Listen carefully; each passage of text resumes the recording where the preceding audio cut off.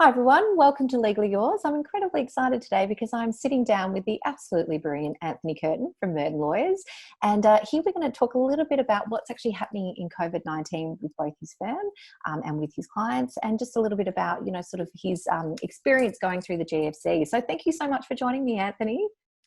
Thanks, Karen. It's always a pleasure to catch up. Absolutely it is. So look, my first question to you. So obviously, COVID-19 hit.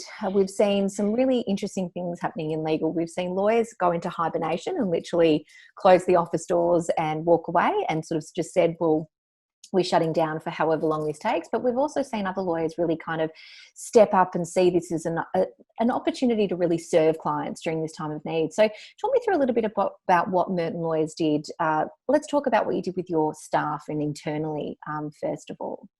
Yeah, it's obviously been a really tough time for the community on a number of levels. Obviously at the beginning of March, we started seeing a lot of the signals that things were beginning to escalate. So we really, as soon as we could, we didn't really have a remote working policy. Staff did work remotely, but we executed one.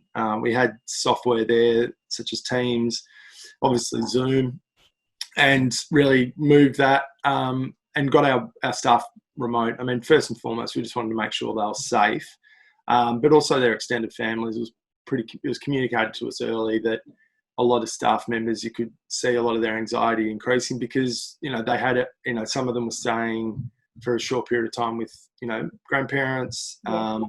Other family members might have had an underlying medical issue. So we were really mindful of that. And Dave and I quickly made a call on that.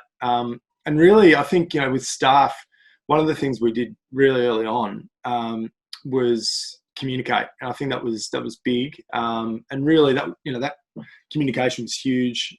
Really, one of the first messages we had was really that, we have to band together and really have that they had comfort that we were going to get through it together. And we tried to lead from the front, really. We weren't, one of the, remarks we had was that we didn't want to be flat-footed. We want to be on our toes. We want to be, assisting clients, assisting each other, importantly, as well, because a lot of uncertainty can bring a lot of anxiety. And I think that communication piece was huge. And look, to be honest, like we still did, take measures from a finance perspective. Very early on, we worked with our CFO from the beginning and started executing plans around discretionary spend, also renegotiating with our own contractors, extended terms or reduced costs. And then also just looking at our collections, getting on the front foot and getting paid. It's a really difficult time. And I have to say, my observations, you were actually one of the first firms who hadn't been working, fully remotely beforehand, that actually was one of the first to react to that. I actually observed the response was really, really quick.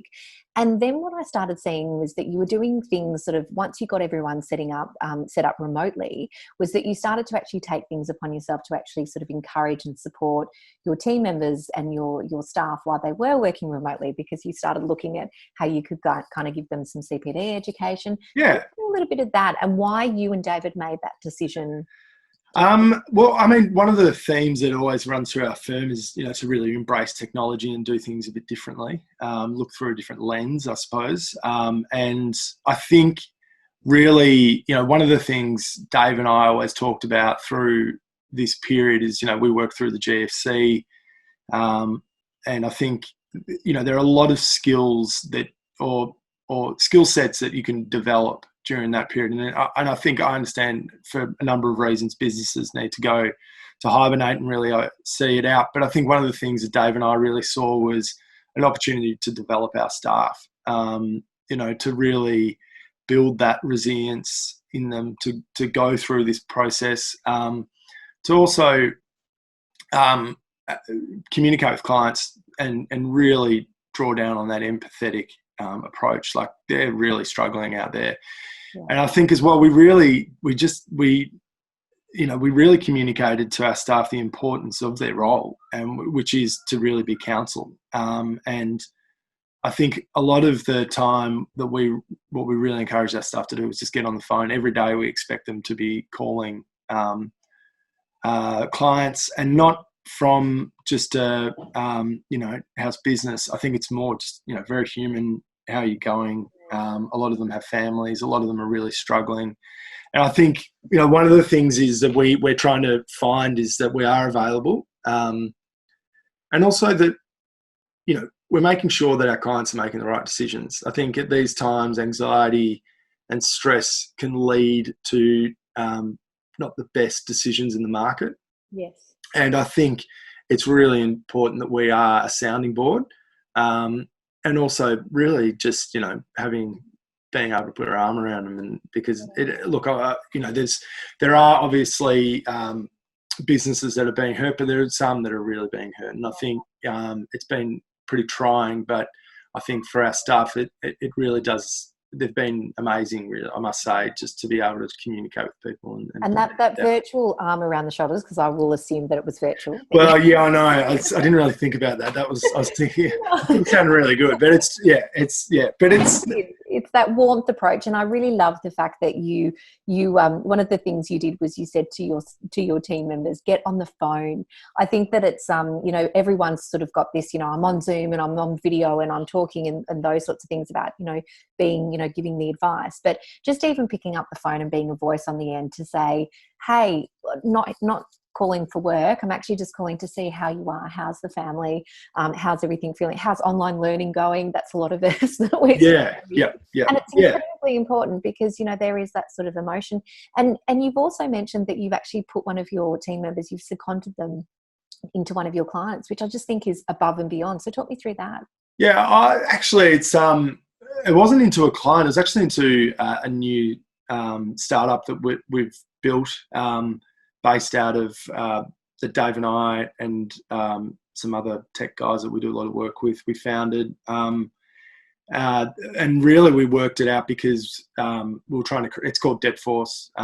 It's still very, in the early stages. We've got about $500,000 under management, but effectively what it does is it allows small to medium-sized businesses get access to automated letters of demand for a really low-cost price. There's no upfront fees. It's just a commission taken on what's recovered.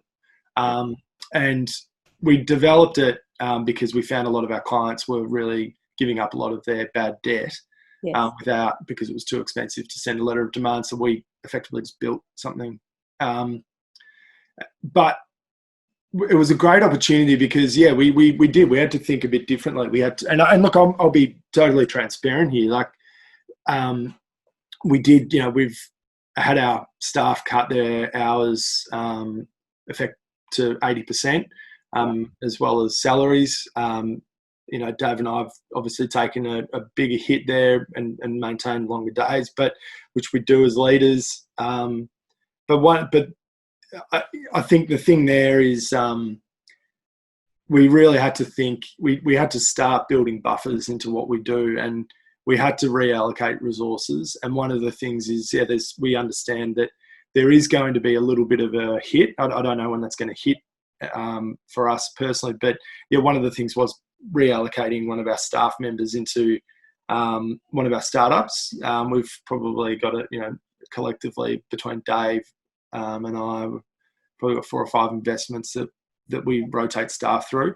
Yeah. And to be honest, this staff member's really thrived in that role. And I think it's funny, I was talking to him yesterday, I don't even know whether he's going to come back to be a lawyer. I think he now sees himself as a general manager of a startup. But I think, again, it's, you don't want to be opportunistic during these times at all. And it's really, I don't know how best to explain this, but, it is important that we, give these guys the experience. It is a tough time, but give them the experience for them to go through these times.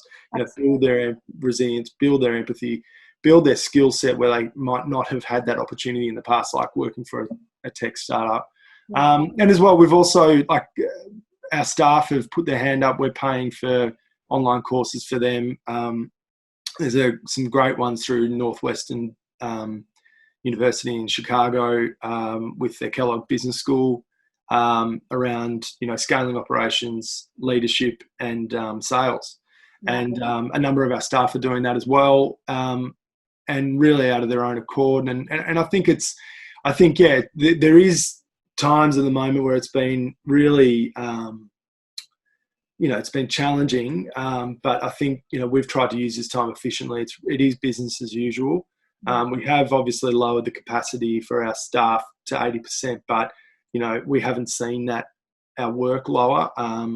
I think we are doing a lot of pro bono work at the moment, rightfully so. I think, we need to be out there talking to staff. I can foresee that there will be a hit to us in the next bit. How big of an impact that is, I'm not sure. But fortunately, we've built a bit of a buffer, and we'll see how it goes. And I think, the thing that I just want to emphasize before we finish this video is I do know that you and Dave, you're very transparent with the way that you talk about your business, the way you communicate with your staff. And I know opportunity is a horrible word right now because it's not a thing that we take and we're saying because, we're thriving. But it's when we use that word opportunity, what we're saying is, and I've really seen this with Merton Lawyers, is that you've taken the stance that this is your time to serve the community, serve your staff members, and bring everyone together. And I really, really commend you and Dave for everything that you've taken so far. And we certainly love having Merton Lawyers as part of our marketplace. And so if you would like to find out more about how to connect with Anthony Curtin or the team at Merton Lawyers, you can head to legallyyours.com.au and find them there. Or you can also head direct to mertonlawyers.com.au. Thank you for chatting with me, Anthony. Oh, thank you, Karen. And also, it's been a real joy to see Legally Yours, develop into what it is as well. I mean, only since yesterday you cold called me, and I don't normally act on cold calls, but I thought, I don't know, this sounds pretty convincing here. So, and it's amazing to see the journey you've been through as well. So I think that's, I tip my toupee to you. I love it. All right, We'll talk soon. Thank you for watching. Thank you. Thanks.